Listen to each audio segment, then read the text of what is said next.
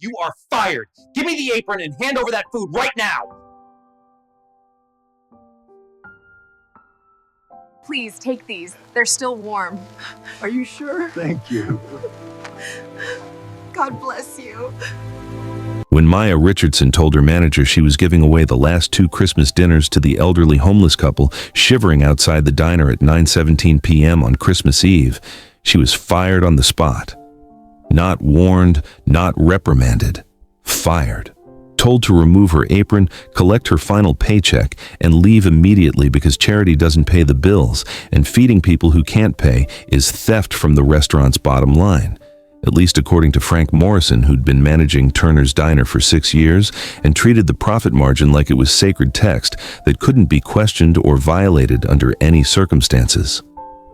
Maya handed over her apron without argument, without begging for her job back, without trying to explain why 2 elderly people sitting on a bench in freezing rain mattered more than policy, and walked outside into December cold that cut through her thin jacket like it was made of paper, carrying those 2 Christmas dinners anyway. Because some things matter more than employment, more than security, more than keeping your head down and surviving. She had no idea that the old couple eating turkey and mashed potatoes on a bench outside her former workplace, the people she'd just sacrificed her job to feed, were worth $4.3 billion. Or that her act of defiance, this moment of choosing compassion over keeping herself safe, would change her life in ways that would make getting fired look like the best thing that ever happened to her. Maya Richardson was 28 years old and had been working as a waitress at Turner's Diner for 3 years, long enough to know every regular customer's order by heart, long enough to have memorized which booth each person preferred and how they liked their coffee and whether they wanted the check immediately or preferred to sit a while after eating. She was a single mother to 5-year-old Harmony, raising her daughter alone in a 1-bedroom apartment that cost more than she could comfortably afford, but was the only place she could find in a safe neighborhood with decent schools nearby. Struggling but proud in that particular way people are when poverty is trying to pull them under. But they refuse to ask for help, because asking feels like admitting defeat, like confirming what the world already assumes about single mothers working minimum wage jobs with no family support and no safety net beyond their own determination to survive. Christmas Eve shift was supposed to end at 10 p.m., just 43 minutes away, when Maya looked out the diner's front window and saw them. The elderly couple sitting on the bench across the street, the one the city had installed for bus riders, but that mostly served as a resting place for people who had nowhere else to sit. They were both thin in that way that suggests not enough food over too many months, wearing coats that had maybe been decent 10 years ago but were now just fabric barely holding together against December wind that howled down the street like it was personally angry at anyone foolish enough to be outside. Cheap coats with broken zippers, worn shoes that probably had holes in the soles. The woman's hands were shaking, whether from cold or age or hunger. Maya couldn't tell from this distance, but the shaking made something crack open in Maya's chest, some old wound that had never properly healed. Her mother had died homeless 2 years ago, a fact that still woke Maya up at 3 a.m. sometimes with the particular guilt that comes from not being able to save someone you loved, from watching them slip through the cracks while you were barely keeping your own head above water.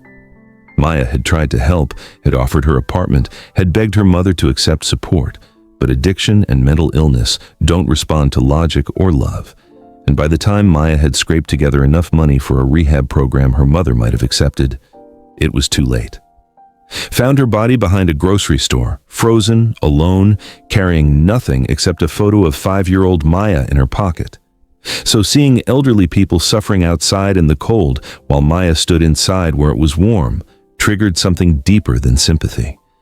It triggered the guilt of someone who couldn't help the person who mattered most and was desperate for a chance to do better, to prove that this time, she could show up for someone who needed her. The diner had 2 Christmas dinners left, turkey with all the fixings, meant for last-minute customers who might wander in before closing, though realistically, nobody was coming at 9:30 on Christmas Eve when everyone who had somewhere to go was already there. Maya made her decision the way you make decisions that change your life without realizing they're life-changing until later. She started packing those dinners into takeout containers, carefully arranging everything so it would stay hot, adding extra rolls because the couple looked like they needed every calorie they could get.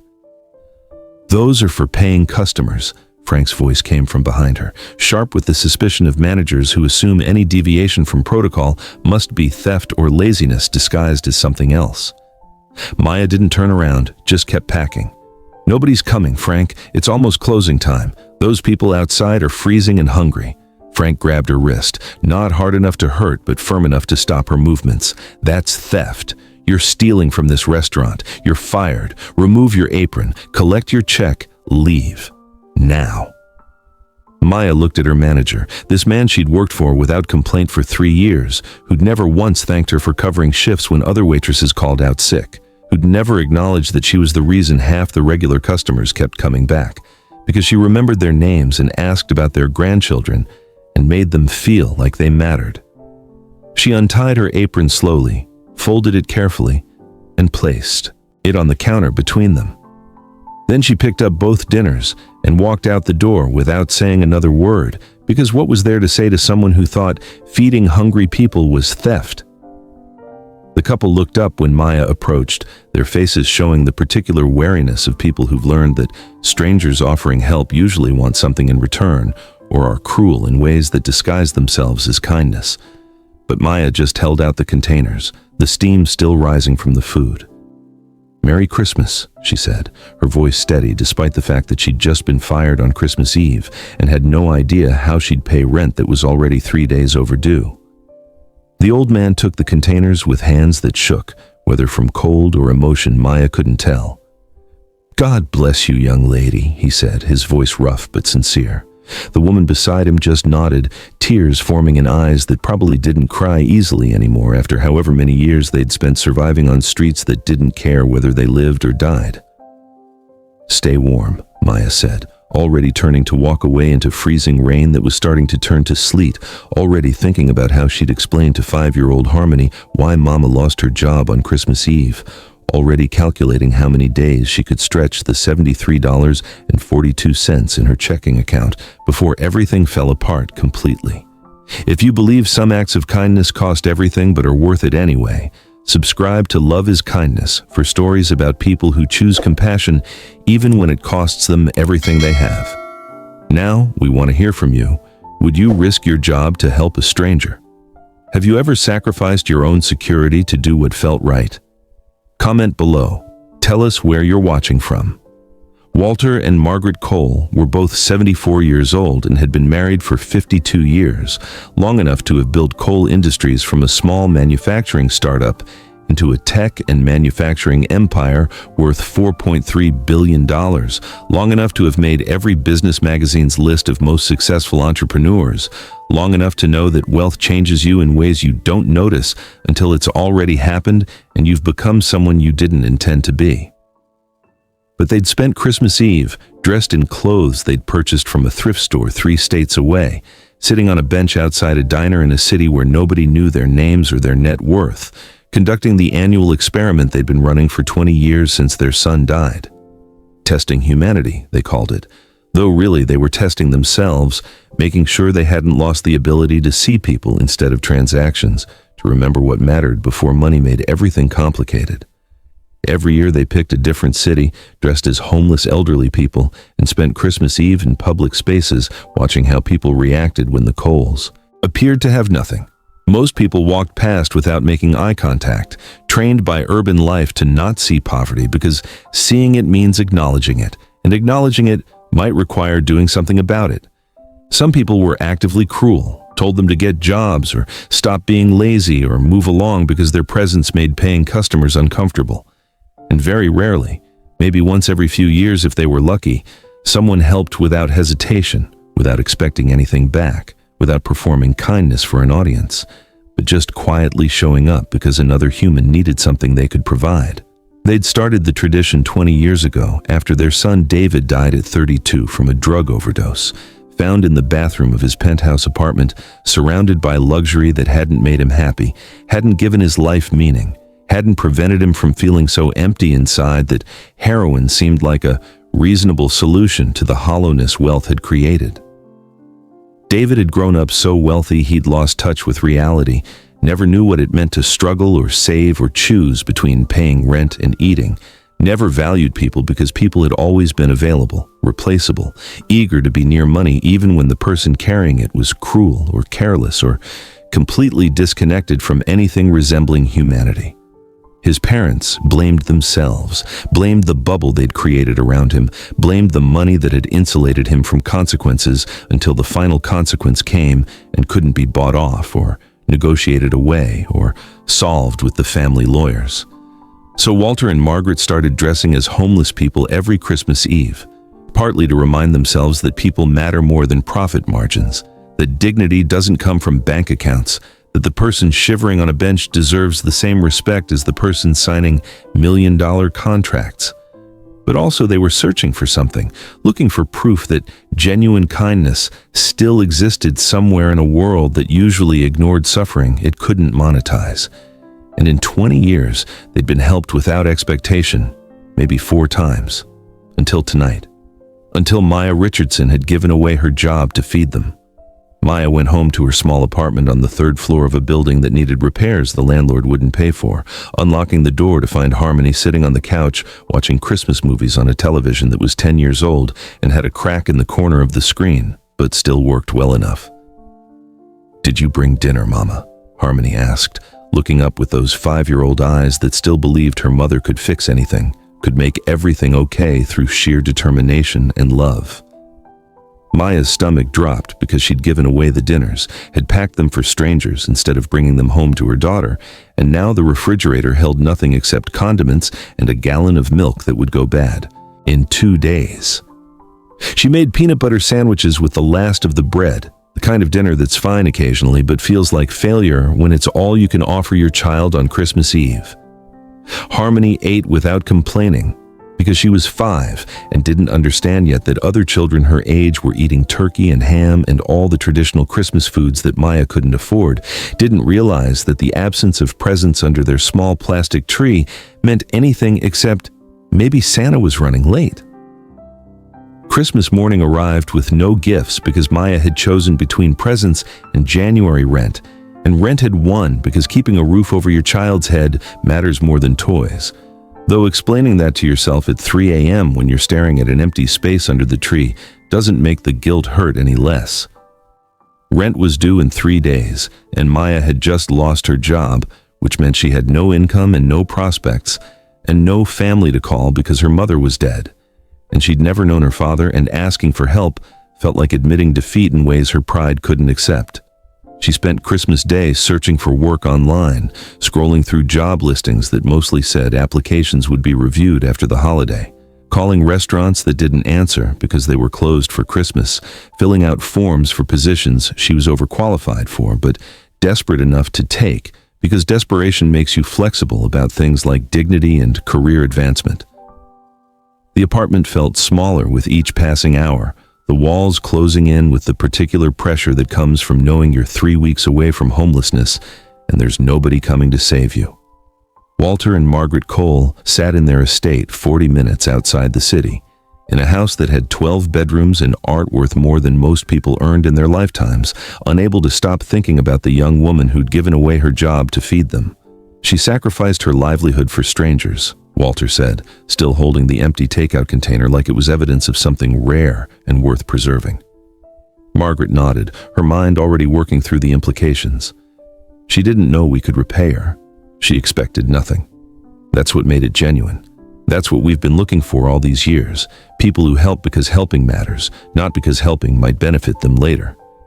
Walter made a decision the way billionaires make decisions, with resources most people can't imagine, and connections that can find out anything about anyone if you know who to call. They needed to know who Maya Richardson was beyond the name on her apron, needed to understand her story before they could figure out how to help without insulting her or making charity feel like pity. He called their head of security, the man who'd worked for them for 30 years, and understood that sometimes assignments had nothing to do with security and everything to do with the Coles' need to understand the people who surprised them. The private investigator's report arrived by email 6 hours later, detailed and thorough in ways that felt invasive but necessary. Maya Richardson, 28 years old, single mother to Harmony Richardson, aged 5. Worked at Turner's Diner for 3 years, never missed a shift except twice when Harmony had emergency room visits for asthma attacks. Mother deceased 2 years ago, cause of death exposure and substance abuse complications, found behind grocery store after 3 years of homelessness that Maya had tried desperately to fix but couldn't because rehab costs money and mental health services cost money, and everything that might have saved her mother cost money. Maya was barely earning enough to feed herself and a toddler. Working poor in that category of Americans who have jobs but still can't afford basic stability, living paycheck to paycheck with no savings and no safety net and no family support because she was completely alone in ways that make surviving feel like a full-time job on top of the actual full-time job that barely paid rent. The report noted that Maya had been fired Christmas Eve for giving food to homeless people, that her rent was overdue, that an eviction notice had been filed and would be served within 2 weeks if payment wasn't made. No criminal record, no debt beyond normal cost of living expenses. Just someone trying to raise a child alone while the system made it nearly impossible to climb out of poverty even when you worked hard and followed rules and did everything you were supposed to do. The investigator's final note said simply, "Subject demonstrates exceptional character despite difficult circumstances. Recommend favorable consideration for whatever you're planning." Walter looked at Margaret across their dining room table that could seat 20 people but usually sat just the two of them. "She gave away her job to feed us," he repeated. "Lost her only income on Christmas Eve because she saw 2 cold people and decided they mattered more than her own security." Margaret's eyes were wet because she was thinking about David, about how he'd had everything except the ability to see people as anything other than transactions or obstacles or entertainment. "This is why we do this," she said quietly. "To find people like her. To remember that goodness still exists." Walter nodded. "That's why we have to help. Not as charity, as justice.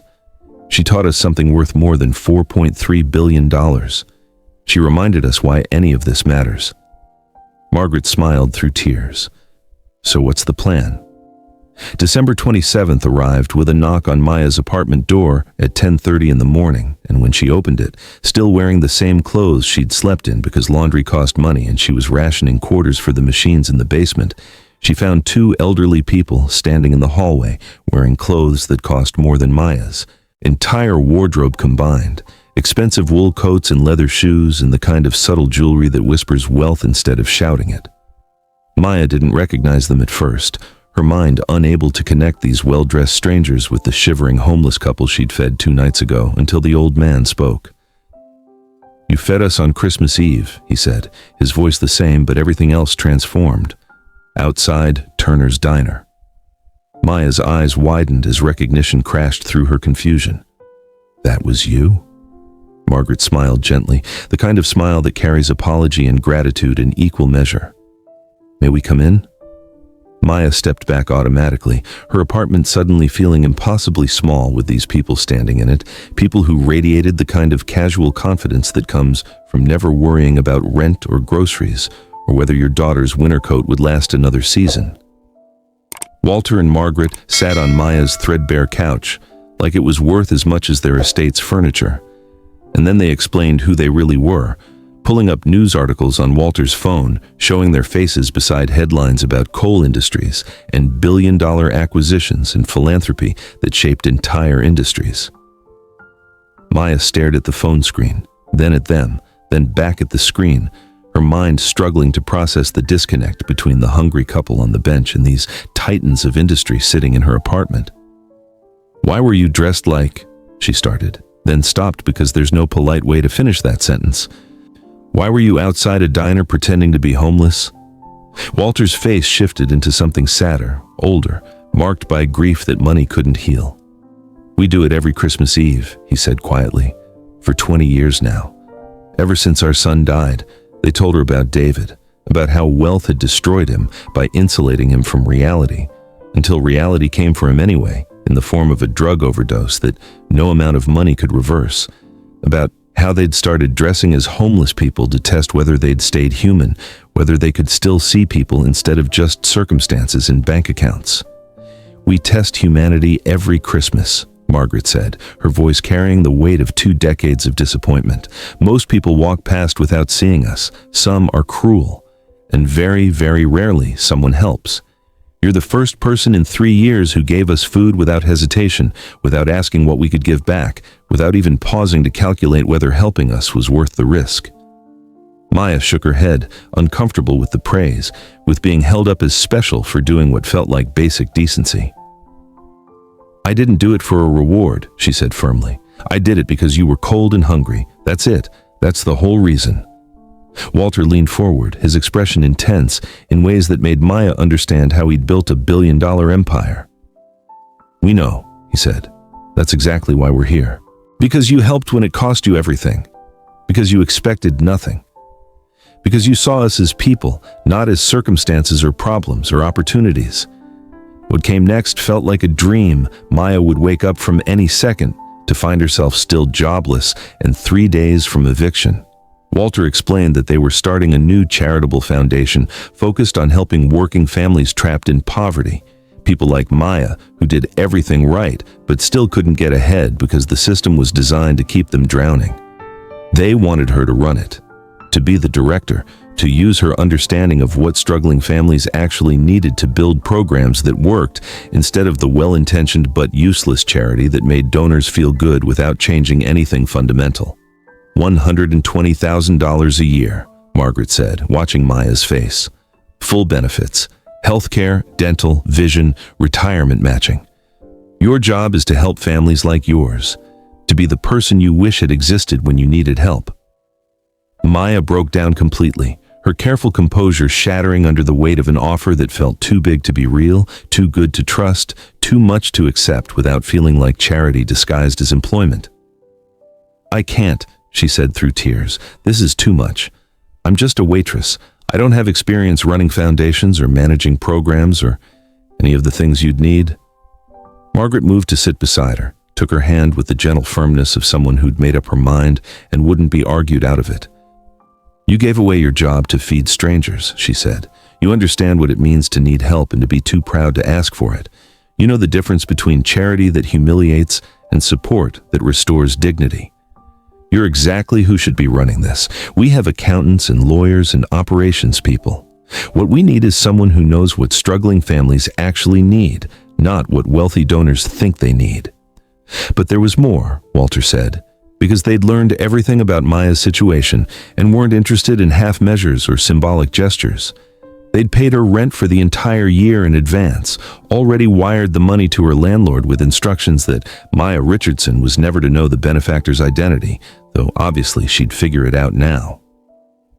They'd established a full scholarship fund for Harmony, enough to cover private school now and college later, because a child's educational opportunity shouldn't depend on whether her mother could afford rent and food in the same month.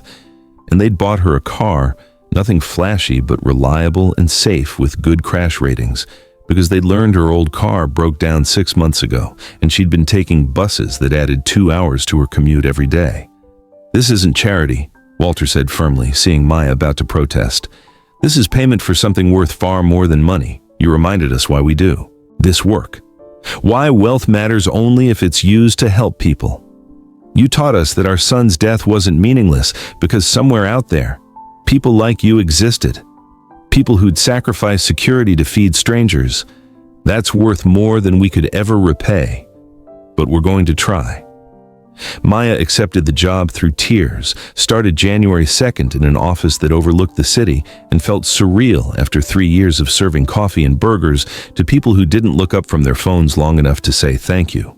Her first act as foundation director was creating a fund specifically for adult children of homeless parents, people trying to save mothers and fathers who were dying on streets while working jobs that barely paid enough to save themselves.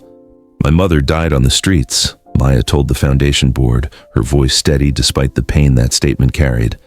I couldn't save her, but I can help other people save theirs. The foundation helped over 2,000 families in its first year, offering not just money but comprehensive support that addressed root causes instead of symptoms, that treated poverty as a structural problem instead of a moral failing. 1 year later, Maya ran a thriving foundation that had become a model for how wealthy families could use their resources to create actual change, instead of just tax deductions disguised as charity. Harmony attended private school on full scholarship, thriving in small classes with teachers who had time to notice when students struggled, making friends with children whose parents didn't know what food insecurity meant, but who were learning empathy from Harmony's stories about when she and her mama ate peanut butter sandwiches for Christmas dinner. Walter and Margaret had become surrogate grandparents to Harmony, the kind of relationship that healed something in all of them, filling empty spaces that grief had carved out years ago. Christmas Eve became a tradition for all three adults. Maya joined Walter and Margaret in their annual undercover walks, dressing as homeless people and sitting in public spaces watching how people reacted when they appeared to have nothing. Teaching Harmony, when she was old enough to understand, that you always help, always show up, because you never know who needs it or whose life you might change with a single act of seeing people instead of circumstances. Always remember, Maya told her daughter, that the person asking for help might be testing humanity, or they might just be hungry and cold. Either way, the answer is the same. You help. Maya found herself at Turner's Diner one afternoon. New owners now, but the same booths and counters and smell of coffee that had been her world for 3 years. She sat in her old section and ordered food she didn't particularly want, scanning the room until she saw him. Frank Morrison, her former manager, wearing a server's apron now instead of the manager's polo shirt, looking older and more tired than she'd remembered, moving between tables with the exhausted efficiency of someone who'd been demoted and was barely holding on. He didn't recognize her in clothes that actually fit properly and weren't stained from years of wear, didn't connect this well-dressed woman to the waitress he'd fired for choosing compassion over policy. Maya ate slowly, left cash for the bill, and added a $500 tip with a note written on the receipt. Kindness compounds. Pass it forward. Maya. Frank found it after she'd left, stood at the table reading it over and over, and then the recognition hit him like a physical blow. The crying started before he could stop it, tears that came from understanding he'd fired someone for being kind, and she'd become successful enough to tip him more money than he earned in a week, and instead of revenge, she'd offered grace. Offered proof that she'd learned a lesson he clearly never had, that the way you treat people when they have nothing tells you everything about who you are when you have everything. Maya Richardson was fired for feeding 2 hungry strangers on Christmas Eve.